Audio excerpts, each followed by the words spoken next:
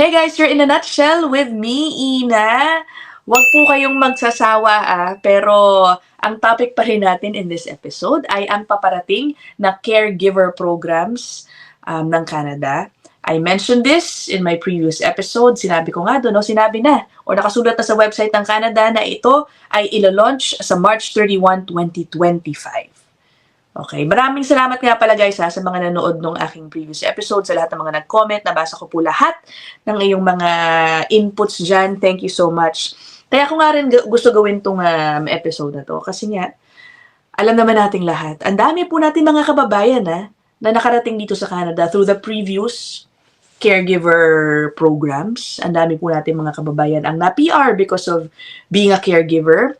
And of course, marami din po tayo mga kababayan na dumating dito through the previous caregiver programs. Yun nga lang, hanggang ngayon, hindi pa po sila permanent residents. For various reasons, including the long backlogs. Isa rin po pala yan sa mga pag-uusapan natin mamaya.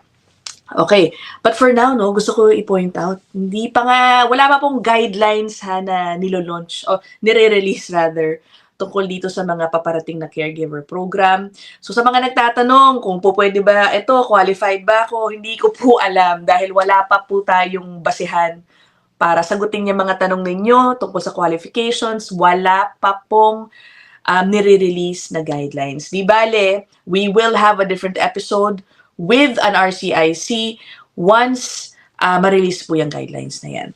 Pero ayun na nga, 2 buwan pa, before i-launch ito, pero this early, ang dami na po mga komento, tungkol sa kung paano magiging, in short, parang problematic itong upcoming caregiver program. Dami na mga nagsasabi na po, isang loophole na naman yan. Bakit? Sige, unahin natin. I'd like to get your thoughts on this too. Isa sa mga pinupunto dyan ay yung feature nitong upcoming programs na according to Canadian officials before, nung in-announce nila ito, ay magiging PR on arrival. That's a really big deal. Okay? In short, permanent resident na agad pagdating dito. Okay? Ang daming mga nagko-comment tungkol dyan. Actually, ito na naman ang una kong naisip nung binanggit yan noon. Ayan, ito yung episode ko, Let's just go to the comment section. Itong bago ngayon, Sabi ni I don't see any sense of implementing that PR upon arrival for caregiver. Why not give that PR status to those who are already here? I just don't get it. Isa rin po yan talaga sa biggest concerns. Tulad nga po ng nasabi ko, napakarami pong nandito na sa loob ng Canada na mga caregivers, nagtrabaho na bilang caregivers, who have been waiting for so long sa kanilang mga PR applications. Wala pa mga sagot, and yet, here comes this new caregiver program who will grant PRs to those who will be coming in next, diba? Or in the future. Hindi tayo naiinggit, I'm happy for those who will take advantage of the upcoming program.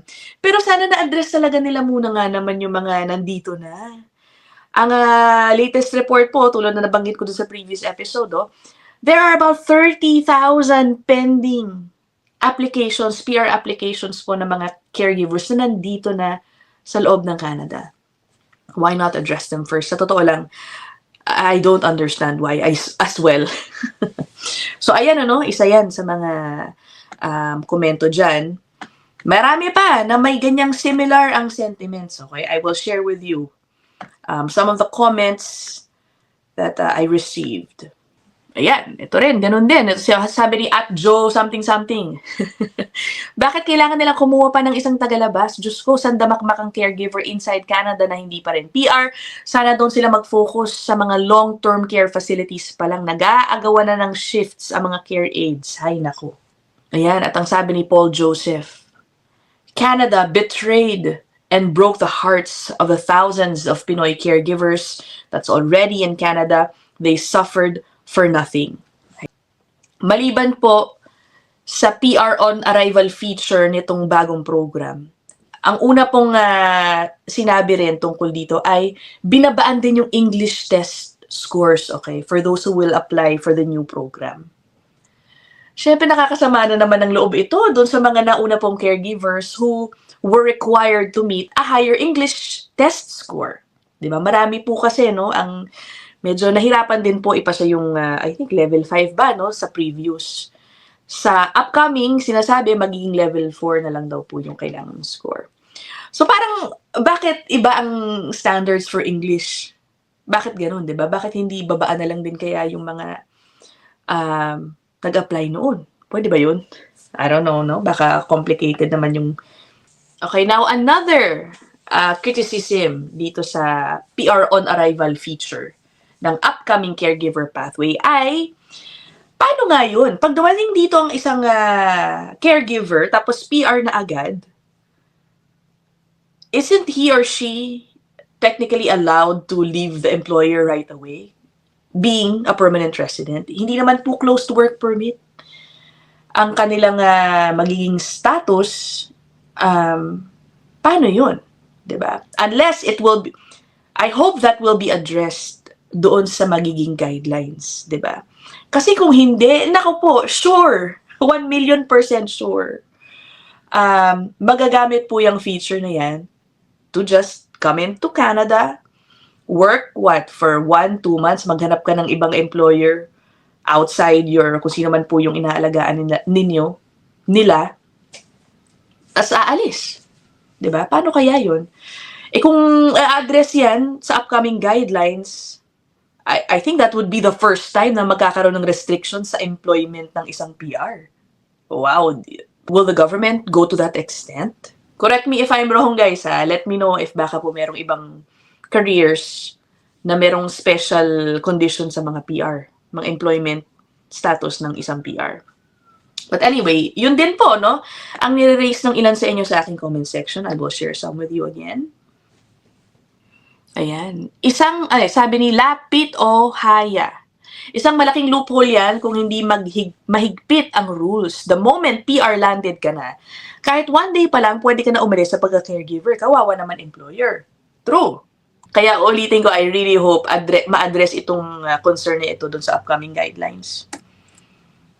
Yan din ang sabi ni Phil C&D Senior, huwag naman sanang pagsamantalahan ang programa kung mag-resign agad. Baka baguhin o alasin ang program kung malaman na inaabuso lang ito. Tama, guys, ano. Ito yan. Si Flammable Ice. Tapos, ang loophole naman yan, mga kamag-anak na nandito na, ang mag-hire ng mga relatives nila back home, kahit hindi naman totoong mag-aalaga ng relatives dito sa Canada. Kasi PR on arrival, hanap ka agad ng work sa iba na hindi caregiver. Alam mo, itong issue na ito ang, naku, baka marami pong magalit sa akin, ano. I think it's an open secret, 'di ba? Na marami po talaga sa mga kababayan natin who came into the caregiver program, brought in their relatives. Okay, brought in their relatives to take care supposedly of anak nila, pamangkin nila, whatever. Technically, dapat po, according to the rules, aalagaan mo talaga yung kung sino man ang sinabi mo nga alagaan mo, keso pa relative mo yun. Okay? And then you will be paid a certain amount. But again, it's no secret naman po na ang naging kalakaran po ng marami ay darating dito yung caregiver, hindi naman, titira na lang po dun sa kanilang kamag-anak dito, hindi rin po sila siguro susweldohan, and instead, they will be asked to take on cash jobs, diba, to survive here. Until they meet the experience, number of years experience required, tapos mag-a-apply sila for PR. It has happened so many times. I'm sure many of you know. Marami po naging PR because of that. Pero ayoko na po pag-usapan yung noon, ano. Ang gusto ko itanong sa inyo ngayon, do you think that system should be done at this point in time na sobrang hot na hot po ang mga immigrants dito sa Canada?